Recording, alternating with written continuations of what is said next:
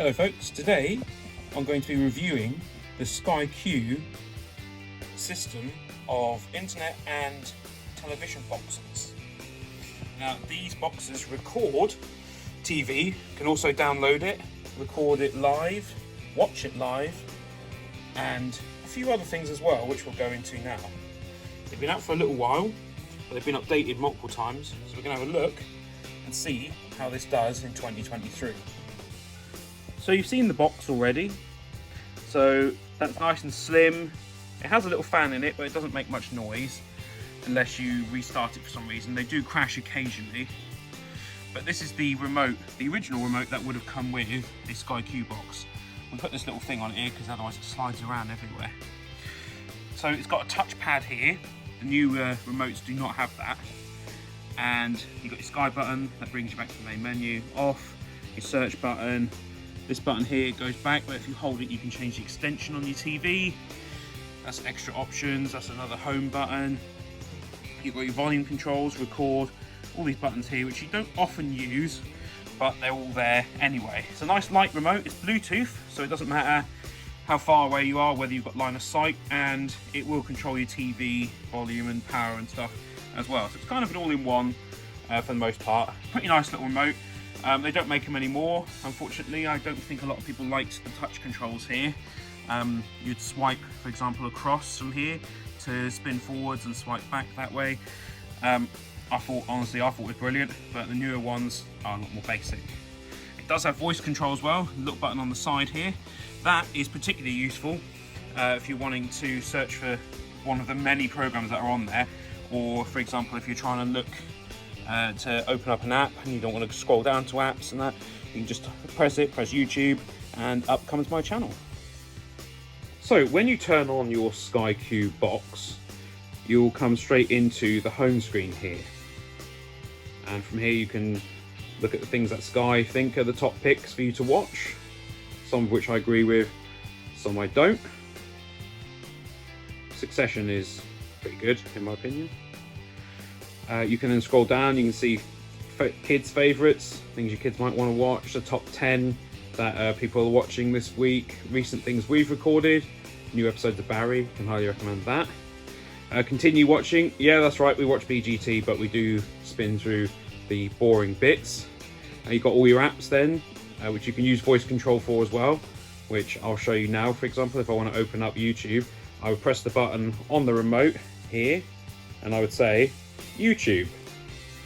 You can see it will then open up the YouTube app, and there you go. So you press the home button, you get straight back to the screen here. So if I then decided, oh, I really want to watch new episodes of Barry, again, press that button on the side, Barry. And there we go, everything that contains Barry, with the actual episodes that are called Barry right at the top, as it should be. Press the home button again, you get back. So you've got your TV guide. Don't use this an awful lot, but it's worthwhile if you're just browsing and you really can't think what you want to watch. You can set your favourites, so I set all the HD channels as my favourites. You've got recordings, shows all the things you've recorded on there.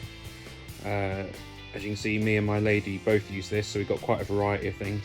Love and Practical Jokers, hilarious. Love Elon Musk, so I've got to watch a show about him, haven't I? Lots of things on there. You can go continue. This will let you just go straight to the next one, or continue watching an episode that you've stopped partway through. Sort by, so you can choose to sort by entertainment, A to Z, that sort of thing. You can see what scheduled recordings you got, what purchases you have.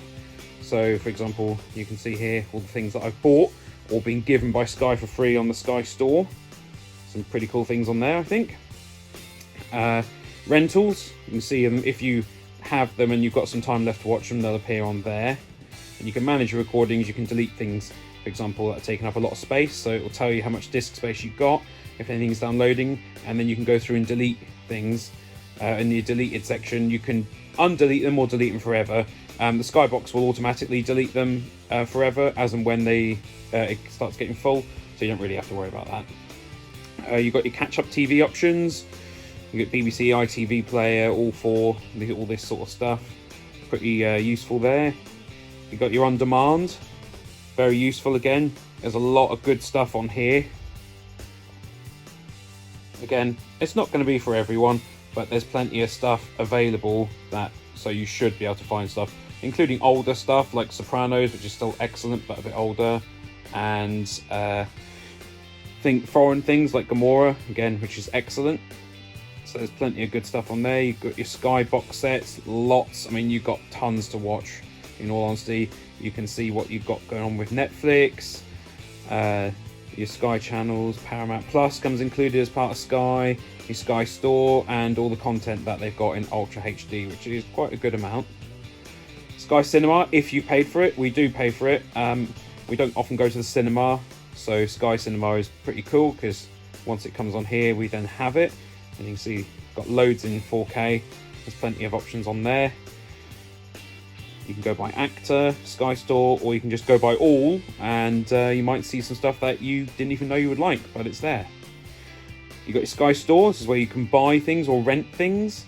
You've got plenty of options there. You've got your Ultra HD.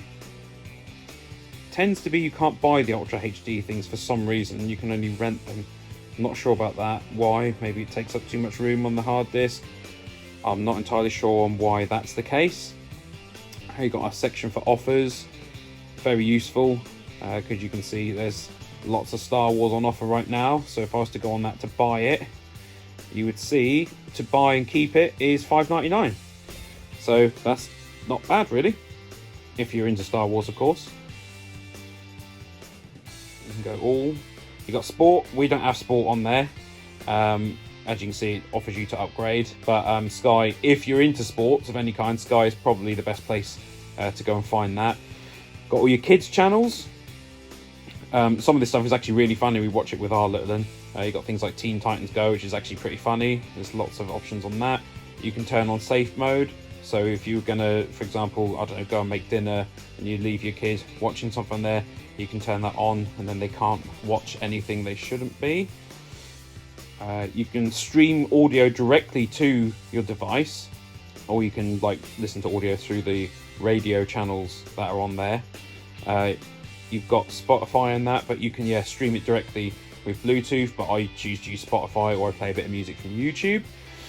Tons of apps: Boost the iPlayer, ITVX, Netflix, YouTube, the list goes on. As you can see as I scroll through, there's a good amount of apps on there, new apps there as well.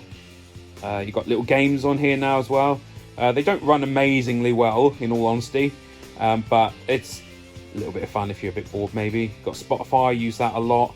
There's a lot of options for music and entertainment and sports. There's a good amount on there. Not as many as maybe you'd get on a Roku or something, but it should have most people covered. In your settings, you got your pretty standard stuff. You've got your system info, all your parental settings, accessibility, all of that.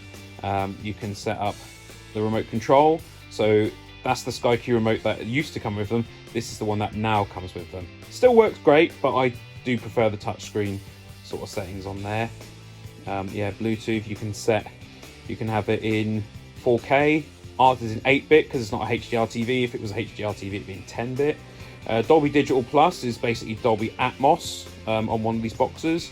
You can set all sorts of things there that should help you to enjoy your watching experience. And you just got your general preferences. For example, we leave the box in active because sometimes we'll forget to turn it off and it will then turn itself off.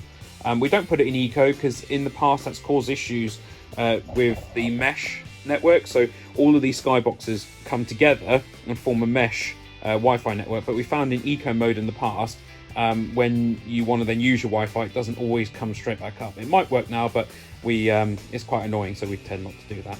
And you've got all your little settings here. Most of these you might as well leave on default, to be honest.